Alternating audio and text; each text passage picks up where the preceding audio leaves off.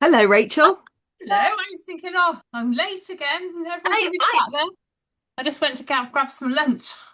People are in holiday mode, aren't they? A little bit, Hmm. perhaps. No. Yeah. Yep. So, yeah, we've been here a while chatting away. But yeah, keen. We're keen. But then I suppose some people are only just going on holiday, aren't they? Beth's going away this week. Hmm. Yeah, Sarah's off tomorrow, I think, isn't she? Sarah's off tomorrow, and we haven't heard from anybody else, have we yet? So Beth not here. Kate's likely on adoption leave still.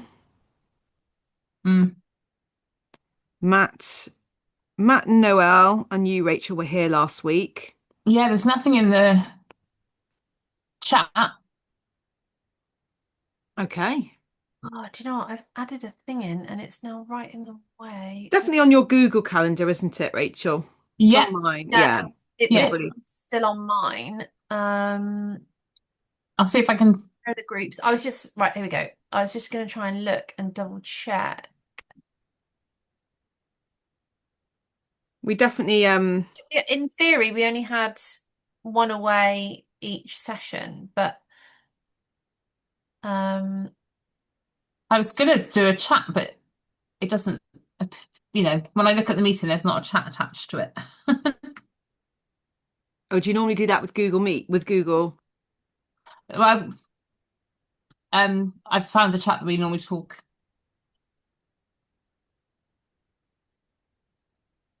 here we go. I was going to say, unless they're trying to Stuart's coming in. We're come good. in from a meeting room.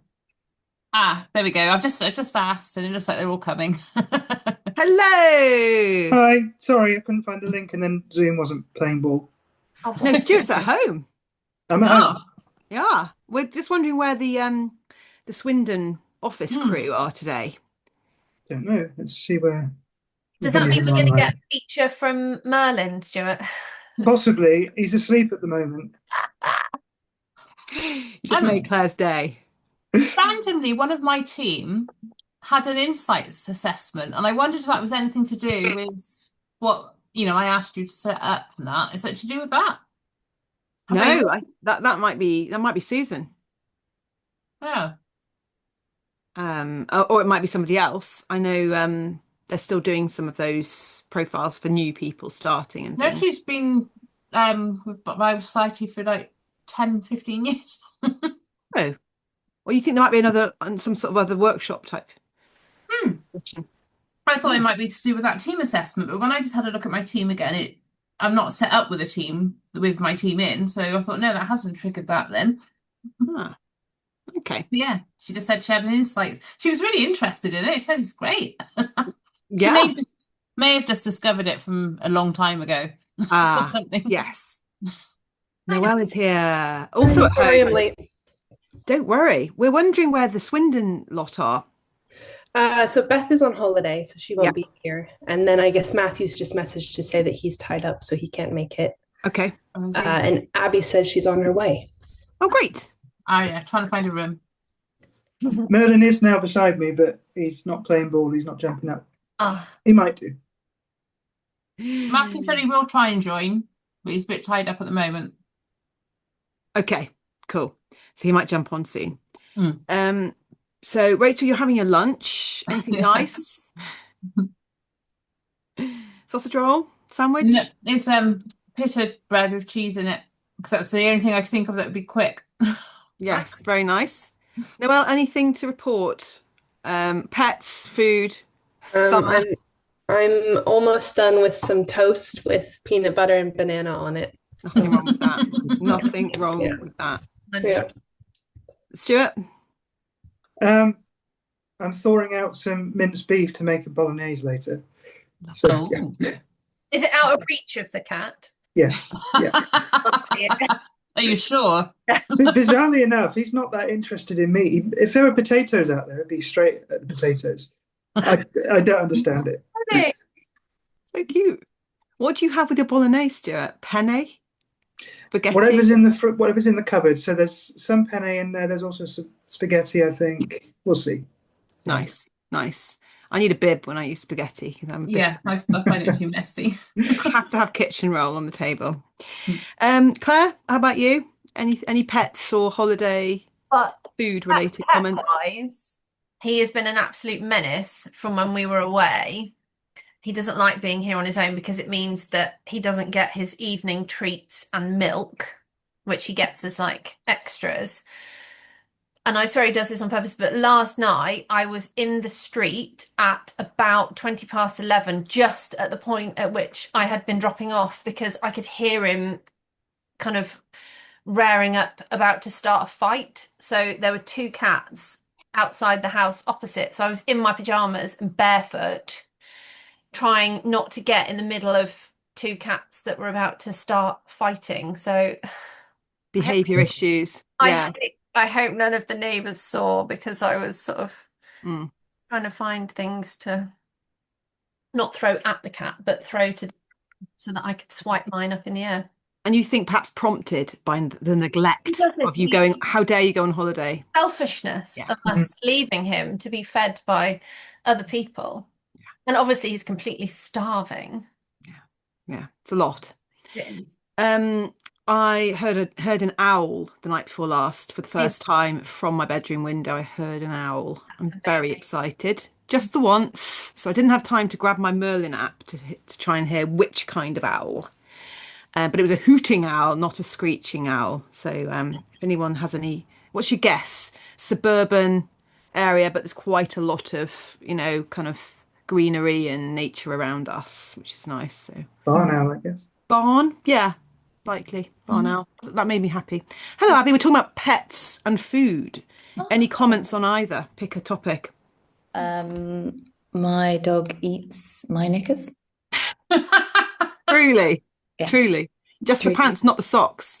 No, he used to eat my youngest's socks, but now he just eats my knickers. And then he sicks them up or poos them out when we're on a walk. So then I'm like, oh, there's my knickers on the floor, just there. But the dog's just In one piece. Yeah, it's gross. Sometimes I have to pull them out. It's Yeah. disgusting. In there with a retriever. Yeah. Tell me that's going into your stand-up routine, Abby. I was That gonna needs say to that be. has to be. No, I hadn't actually included that. Maybe I should. Oh, get that in there. Right, we're going to dive in without further ado, but keep the Great. comments coming as we go along, especially I'd love to hear any pet examples for the tools today. So we're going to jump into today's couple of tools, which I hope you will agree. I say this every time because I love altitude. They are pretty awesome. So here's my little mindset. And I first came across this when watching a program on Netflix. It's now apparently available on Apple or Amazon. You might have to pay a few quid, but I highly recommend this program, The Biggest Little Farm. And on that, this sort of farming expert who was very reflective, very wise, he was talking about sort of trying to do something really quickly, flinging some effort at something that was a bit half-hearted, not really thought through. And then, of course, inevitably, it didn't yield the correct outcomes. And he just said this, I thought it was brilliant. No one has time to do it properly, whatever the it is, in this case, farming, but it could be in any area. But everyone has time to do it over. In other words, we try to save time on communicational, relational things by doing them quickly or by throwing something out there provisionally or by just trying to sort of nip something in the bud by a text message. And actually, very, very often it ends up causing us way more effort, costing us much more resource than we ever meant it to in the first place. So I think today's communication tools, and these are both communication tools, are a reminder to try to just pause before launching in. And it just brought to mind this passage from James, which is such a great book, isn't it? The book of James. I'm married to a James. There's a lot of wisdom in this person, James. The tongue is a small part of the body, but it makes great boasts. Consider what a great forest is set on fire by a small spark. But the wisdom that comes from heaven is, and the word I've picked from a list of words in verse 17 is the word considerate. So I just thought that was really resonant at this time when we're getting alerts on our phone about how quickly a fire can start with all of this dry straw-like grass that we have everywhere, with so little moisture at the moment in all of our vegetation. And that just might be a picture for society as a whole as well. Our new Prime Minister, our seventh Prime Minister in 10 years, described the conditions at the moment as a tinderbox in nature. So very quickly, the forest can be set on fire. And I think that's also quite a sort of prophetic insight into human relations at this time too. Maybe in your families, maybe in your organizations, but in the nation as a whole, even in the world conversation, is that very big things can happen very quickly by a comment that's just sort of inconsiderately delivered. So, the kind of wisdom, the kind of swimming upstream, the intentionality that we're looking for in today's behavior is to take that pause and to think, okay, before I speak, before I throw something out there, or before I just try to nip that in the bud, I'm going to just take stock. I'm going to tame my tongue. And I'm going to think, how can I actually do this most considerately, even though that might take a bit more time and it might not be my preference. So that word considerate is a real buzzword at the moment in the holidays. My kids are yelling and shouting in the garden playing cricket, and I've often said to them, please be considerate. Neighbours are sitting out having a moment. Let's try and take the volume down. So consideration is really important. I heard another neighbour yell at another neighbour whose dog was barking, and he said, have some consideration. So it's that word considerate, thinking about how we might be considerate to one another. And just think of those times when someone has been really considerate to you as well. Perhaps not parked right in front of your house, even though they have every right to do so. So what are the ways that we can be considerate? And here's a couple of ways in these two tools. So let's go into the tools now, and we just take with us that sense. So I'm just going to pray a very simple sentence prayer. Heavenly Father, we pray as we look at these tools, you teach us, you'd inspire us and excite us about how we can be considerate in our communication. Amen. So the first tool is the provisional plan promise tool, which is an absolute game changer for people, particularly people who are external processors, people who are speaking out loud what they are thinking, sharing their ideas on the hoof, and like to do that blue sky thinking. So how about, why don't we go to Disneyland next year? Okay. The only problem is they haven't thought through where their budget comes for Disneyland, who's going with them, who's in earshot, who might think it includes them, having that time off to take. They haven't thought through details. So when it becomes clear that that's not actually going to happen, there may well be some disappointment around the time. But provisional thinking is really important. If we want to get to a place where we can make the best possible decision, we need to create time and create space to throw out ideas, to hear all of the possibilities there may be, and not shut down that blue sky thinking too soon so that we can keep it open. But the important thing is this tool teaches us to label it as provisional thinking. So that's something for us to bear in mind. The first stage of certainty is to throw a whole load of ideas around. Let's suggest 30 as a number. We'll just attach 30 to it. 30 ideas, 13 ideas, either way. We're throwing all of these ideas around, but we are making sure everybody who's involved knows there is no certainty here. We're just exploring options. The second stage of certainty is the plan stage. And that's where we might narrow the amount of ideas, the body of ideas down from 13 or 30 to 3, 2 or 3. Planning is when we still haven't committed fully to the outcome or the project, but we are starting to now consider how we might resource that idea. We're starting to think about cost benefit analysis. We're starting to assign someone to look into one or two or three options in particular. So it's the planning stage, and it needs to be clear that we're now shutting down the options like a funnel from 13. We're going to now consider these 3 options, but we're not yet completely decided on which one we're going to go with. That's the second stage of certainty. And then the third stage is that promise stage. 100%. This is now going to happen. We've done the thinking, we've got the funding, and here's how we're going to roll it out. And that's when all the detail needs to be added. So when an idea moves from ideation to certainty, those are the three processes it needs to go through. And it's wonderful when they are labelled and when everybody knows which page they're on, and also when the right voices are brought in at the right time. So let's now look at the voices. So I've used the insights colours here just for ease of communication. So who likes which stage? Well, the N in Myers-Briggs, the big picture thinkers, they are the creative voices, the connector voices, and the pioneer reds. And they like that provisional stage. They tend to like things being thrown around. You have to be very careful if you're talking to a red or a yellow or a silver. You have to be very careful to consider, hang on, this might not be certain, especially if you're a nurturer or a guardian. So you have to recognise that your default is to think you've heard a promise. That doesn't mean a promise has been communicated.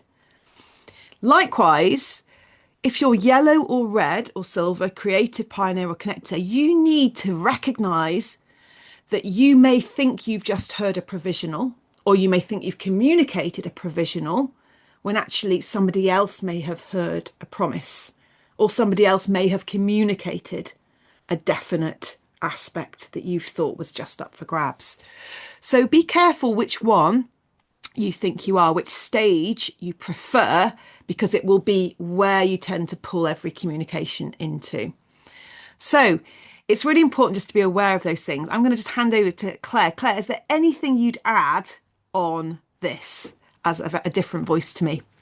Yeah, so obviously as a nurturer who has a partner who is a connector, I became aware that my I'm an internal processor. He is very much an external processor, and I have to be intentional on whether I shut down some topics of conversation intentionally, respectfully. Do I redirect on occasion? But also, I have to be really aware that I don't need to take that on. If I'm conscious of it, I don't have to take on and take on and take on all of the chit chat. I have had to learn to really seriously, filter that out as well. So good. So good. There's that proverb, a bird can fly over your head, but don't let it nest in your hair. So sometimes if you're with an external processor a lot of the time, and you're the kind of person that takes action or hears someone asking you to do something, you almost have to say, no, they're just sharing thoughts. Let them fly over. And what's wrong with that? They actually need a place to be able to do that. They're not asking me to take this on. That's down to me. I'm making that choice. So let the birds fly. Don't let them nest in your hair unless it's the right one, unless it's one that does need to nest, or you do need to kind of take some action and you've decided. But this is a great tool. I mean, I've heard people say on a regular basis, this tool is a game changer in my marriage, in my friendship with so and so, in my work. This is a game changer. Someone even said it saved their marriage because they were not communicating. They weren't recognizing why they kept having these huge misunderstandings. And that can lead to a lot of, scarring is the phrase that Jeremy and Steve were using in Altitude. I think it's a really helpful phrase. We can leave scars when we communicate imperfectly. Okay, so I'm going to come out of the share now and just check if there's any questions, clarifying questions. Otherwise, I'm really interested in you guys being able to process this. And the questions to ask yourself on this is, which P is your default one? So do you tend to speak in a provisional way, or do you tend to hear things or communicate promises? So which one do you need to work on? So what's your work on? And, what is your default? Where have you found any problems or issues with this particular tool? and how might you be more healthy in it going forward. All right, so just a chat around this tool. All right, so I'll see you in 10 minutes after you've had a good old yarn about it. Get it all off your chest. Where does this tool land with you? So I was saying to Stuart, I kind of live in the provisional as a creative connector type person. And I will say things, and I am surrounded largely by nurturers and guardians. So I will say, for example, at home, I think we should paint the kitchen blue, or I'd like to paint the kitchen blue. And then, because for me that's a provisional thing, but my husband hears it as she's going to do that, I feel then like pressured to flesh out all of the detail at that point, because otherwise he freaks out. And I'm like, no, I've got this covered. I've thought about all of these. I haven't really thought about it. I've just said that I think this might be a nice thing to do. So, and that happens sometimes at work as well, where so I maybe just need to announce before I say things, this is a provisional thing. This isn't something that I am about to do. I'm just having an idea. But I am also an external processor, so I do that. I feel like there's a slight sadness in your tone, Abby. Is there some emotion here around this? Maybe. I think I'm probably just exhausted from it, if I'm honest. It's one of those things. I think because it's a work thing and a home thing, and probably at home, especially because I am surrounded by people who are neurodivergent. And that requires me to be not myself a lot of the time, at risk of being too much or whatever for my children and my husband. It feels like another thing where I've got to go, right, I need to put that up before I do that. I can't just say something and it be accepted as, oh, she's just saying it because that's who she is. Yeah. So what I'm hearing there is what I often hear from external processors who are provisional in preference, is there's a real weariness, especially if you live with somebody who is guardian or nurturer, or for whatever reason you've learned you have to be careful. It can be very wearying because you're constantly having to change who you are. You're constantly having to just be disciplined in your communication. And that's an important aspect of leadership, but it also requires a lot of energy as well.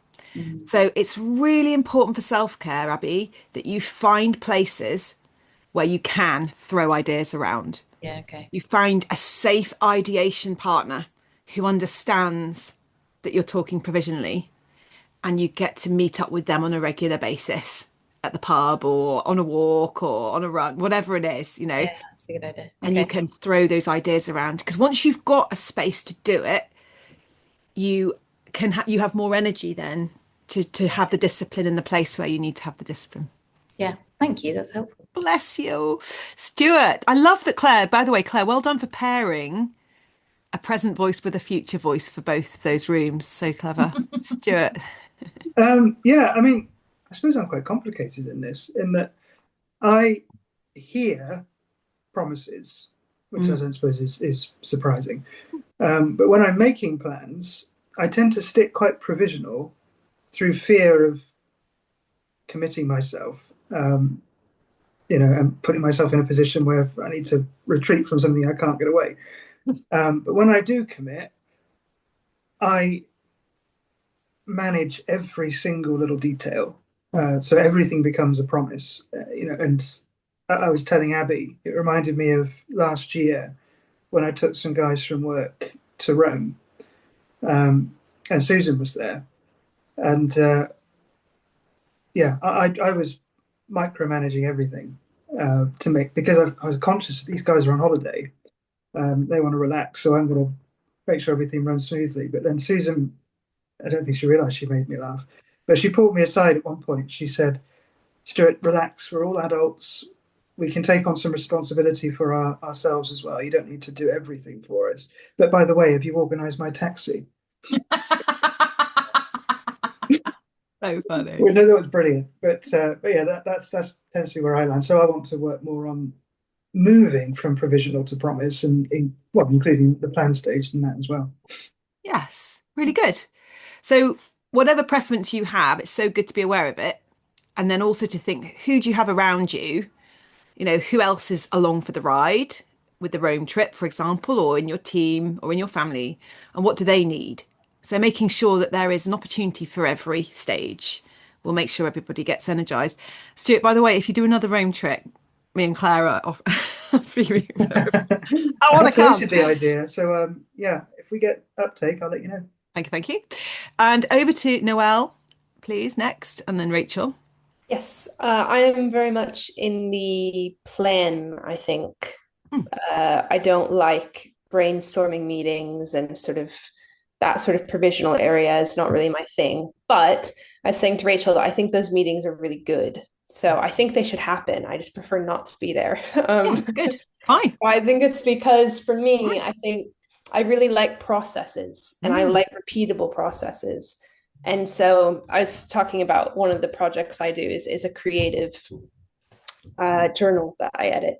And so I have a team of people that I meet with for every edition, and they are basically my creative brainstorm people. But I've specifically picked people that I think bring ideas that I can actually implement so it doesn't bother me. Mm. Mm. And so those meetings are really good for me because it's kind of like we have those provisional type meetings and then I go away and plan everything and I find that works well. So I guess what I'm saying is I'm not an external processor. It's not really my thing to be in that state. I much prefer that someone would come talk to me when they have a plan and they're ready. But I appreciate that it's really good to dream big and think big. So I try to make spaces for that in my work Mhm. with people who I think are that way inclined. Mm. That's Uh, excellent. yeah, I guess that's me. So good. So there can be a meeting of people, but you don't have to be involved. Even if you're the Yeah. person leading the project, you could say, right, I want you three to go and have a coffee, and here's the big question. Throw all your ideas around. Here's some post-it notes. You know, no, nothing's off limits.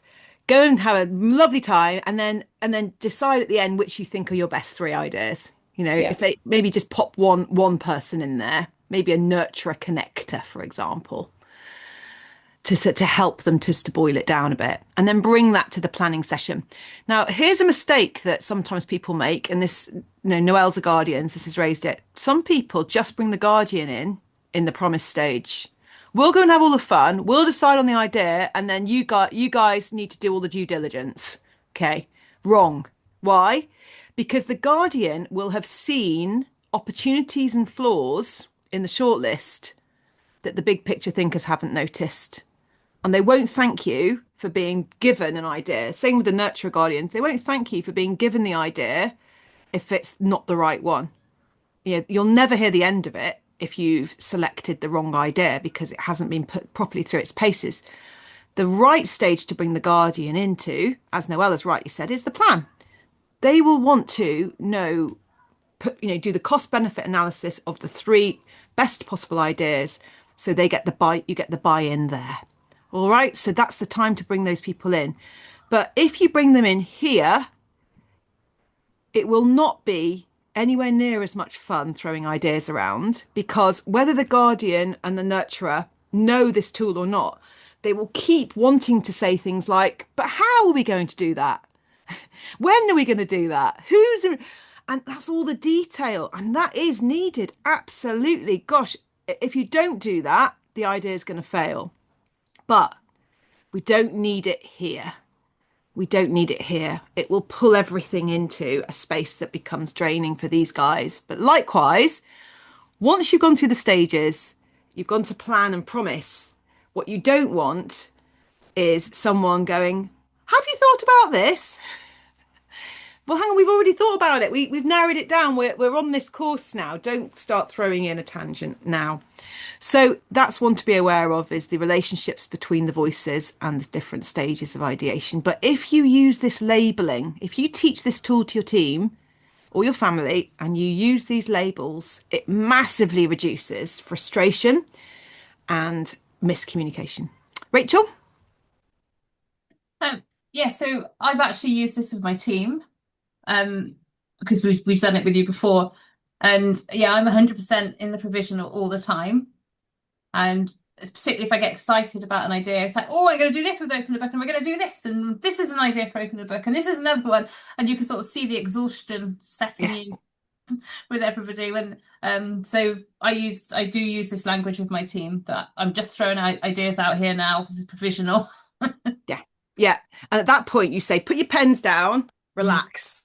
We're not going to start like going into these ideas, but also, yeah, just being aware that you need those spaces, Rachel. Be kind to yourself. You need those spaces, and the best ideas will come from considering lots of different Yeah. options and not just being, oh, we'll do this because we've always done it. It was quite funny though, because I hadn't sort of realised till Noelle said, I hate brainstorming meetings too. I find Ah, them, I just think they're a waste of time. But we were saying if you have a brainstorming meeting and at the end of it you've made a plan, yeah, that makes it not quite so yeah. bad. Always try and move from one to the other in the meeting. So you want to have at the very least two meetings, one to do the provisional to plan, boil it down. Okay, what's the next steps? Right, we've got these three ideas. Matt's going to go and put that idea through its paces. Noelle's going to go and put that idea through its paces, and Stuart's going to put that idea through its paces. And then the three of them will have a chat, and then they'll bring to the next meeting their report back. Okay, and then we'll make a decision on which one we're going to go with. Yeah. So at least try and have two meetings. If you've only got one meeting, just try and you're going to have to just time it well. If it's just a small thing to decide on, you're going to just need some good structured questions to move from one to the next. Maybe some post-it notes for the first stage, and then the plan and the promise coming through. So have a little go with it. But teaching this to your team is the first step. Any questions on that, or Claire, anything to add? Not specifically on that, no. Let's bounce into the other communication tool for today then, which we have already referenced, I think, in a couple of other sessions. It's so great, this. And actually, what it reminds us is the amount of communication that comes about not through the written word. You know, we use the written word such a lot, especially in the age of social media and texting and emails, which when I first started work, we didn't email anywhere near. We had pigeonholes in the school I was working in. But now it's just so the default, the way of communicating. But as you can see, there's a real problem with using the written word too often. And some of us may have that as a default, particularly when we're bringing a challenge or we're disagreeing with someone or we're communicating a negative or a disappointment. We really do need to try to get it as much into the yellow and green spaces as we can. So if we can, you pick up the phone, it dramatically improves what lands. Why is that? Well, because only 7% of communication is the written word. So when we include the phone call, what we add in is tone. And tone accounts for a huge proportion of communication. I've actually got the stats down here. So I'm just going to remind myself so that I give you an exact stat. Okay, so tone is 36%, words is 7%, and body language is 55. So it's massive, isn't it? And that's the reason why the phone is so much better than just an email, because someone can hear my tone now, they can hear my pause, and they can tell that I'm saying things kindly. But there's still a large chance of misunderstanding if we use the phone. And that's why it leaps, it doubles if we get to video chat, because then somebody can see my body language, they can see my posture, they can tell if I'm rattled or not, they can see that I'm trying to communicate care. So video chat is really important if you can't meet in person, but there is nothing like a good old-fashioned face-to-face. Claire, any thoughts on this? Yeah, I think we were talking beforehand. When you are in person, you are building that relational connection with somebody else. But if you can't see them, you can't do that. Absolutely. So even things like smell and even things like the 3D nature of someone's body being there, that all became very clear during COVID, when particularly connectors who are very good at sort of reading the room and feeling the vibes of how someone might be experiencing them. They felt like they were sort of talking with their hands behind their back quite often, we heard from them when you're on video chats all the time. But that in-person aspect really adds such a lot in terms of communication. You are way more likely to have the outcome you're looking for if you can get in the room with a person. Once again, it will take more time. Once again, it will be less efficient. But remember, everybody can do something. Nobody wants to do anything properly, but everybody has to, in the end, do it over if it's gone wrong. So it ends up giving you more time back in the long run. Okay, so the processing for this tool would be which medium is your default when bringing challenge? You know, are you aware of what you do? Do you do anything at all? And if you do, how might you bring challenge? How clear might that be? And what medium do you use? And what positive and negative examples have you experienced? Have you ever been on the other end of a poor communication of challenge? Or have you experienced someone doing this really well? And if so, we'd love to learn from that. Any questions on the task? Okay, let's hop into an 8-minute. We've got two twos, so lots of time for people to speak. So hop into an 8-minute breakout and see you on the other side with your thoughts.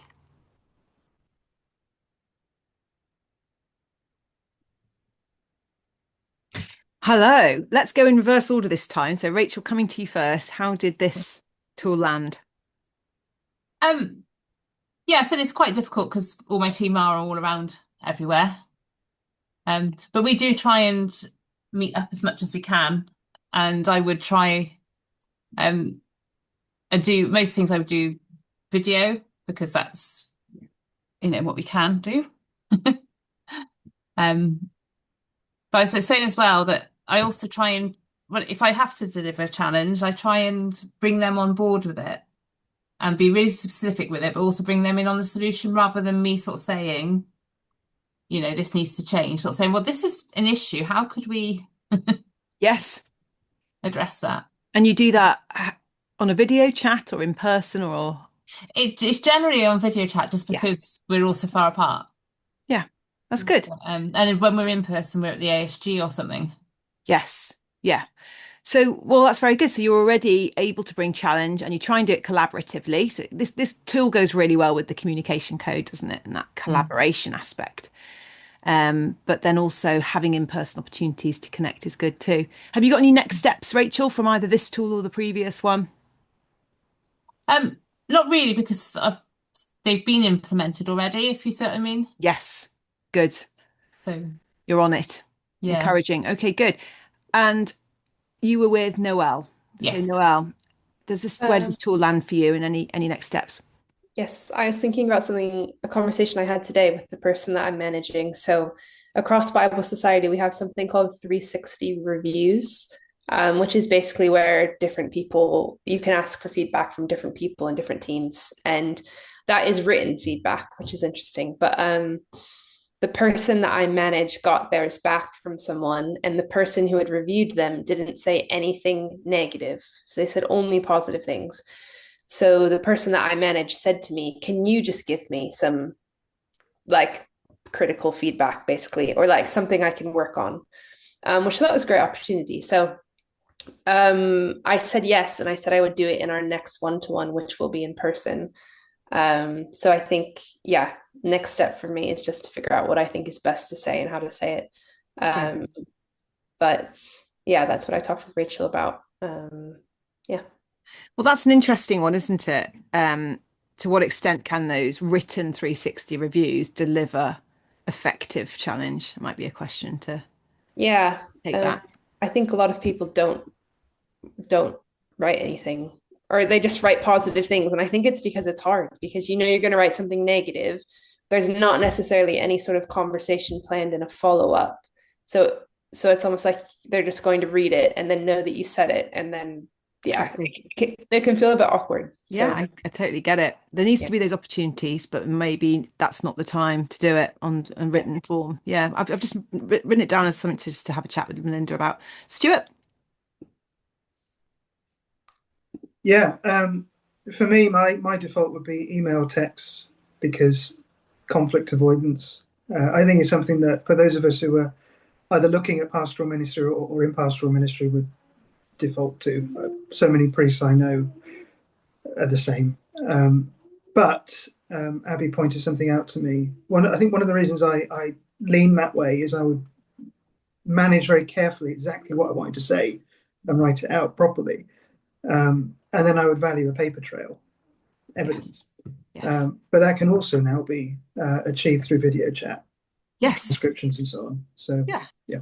Very good. Or what about a video?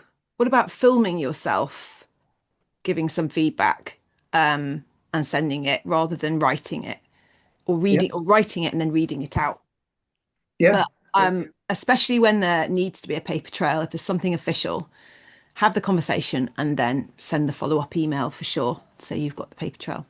Abby, you've got about 30 seconds. I tend to do in-person stuff if I can, for challenge. But video chat often is the way we have to go because of life. And yeah, I was saying to Stuart, with video chat, it's kind of better if it's a challenge because you can record it and get it transcribed. So what you have said has been actually recorded and transcribed. So if you're speaking to somebody, like I've had an example where somebody was quite anxious, and what I was trying to communicate with them, they didn't hear, they heard something else. And even though I clarified 5 times in our conversation, they still panicked, went to HR, went to directors, heard that they were going to lose their job, and that is not what was being communicated at all. So it would have been a lot better if I'd recorded it and transcribed it, then she could have read that or listened to it to know exactly what was said, and heard the reassurance again. So I think, yeah, in person or video chat, if it's really difficult, if it's somebody that I think needs to really be reminded of what's been said. Super helpful tips. So that's a nice next step you've got there, Abby, for conversation perhaps with that person or someone you know is anxious. Yeah. I'm going to take that one on board as well and say, yeah, record the chat. Great. Claire, anything to add as we come into land? All good. So we're meeting again in a couple of weeks. Tuesday group, what I'm going to ask you, I'm going to send an email around, is what we'd love to do for the very last one, even though it's in the diary now, is to do an in-person, if possible. And Wednesday group has had to move because of the ASG. So I'd love to do it both groups together because the groups have got slightly smaller, but then you'll know who your counterparts are, who the other people are who've also done altitude. And this could be a very rich time for us all to meet up in Swindon, have some food, celebrate certificates, do the last couple of sessions together, integrate knowledge, and it just could be a real fun time. So we'll send around some options for timings for when that might work, if that's okay, and see whether might be able to make it there live. But we'll send a few options. See, and if you can move anything, we'd really appreciate that to get as many there as we can. And all how right? many of these do we have before that, Laura? Do we have any more online ones before that one? Yes, there's 2 more, isn't there, Claire? And then the last session, so 3 in total. Okay. So it's a great opportunity just to catch up. You'll be able to have access to altitude for a bit of a while longer. I'm going to ask Liesel for an extra month for October, so you can catch up on anything you've missed. I know some people are up to date, but some have still got things to catch up on. And all I need is a screenshot that everything's been ticked off, and you only have to have attended 50% of these calls, because it's 1 hour a month. So I really want to be able to give out everyone, especially you guys who've been here faithfully, very, very often, that want to make sure you get those certificates and those credits, because it's a really good qualification to have for your leadership going forward. So well done. Keep going. Fill in any gaps. And we'll see you in a couple of weeks. Thank you. Thanks, Thanks. Laura. Thanks, guys. See you soon. Bye. Bye.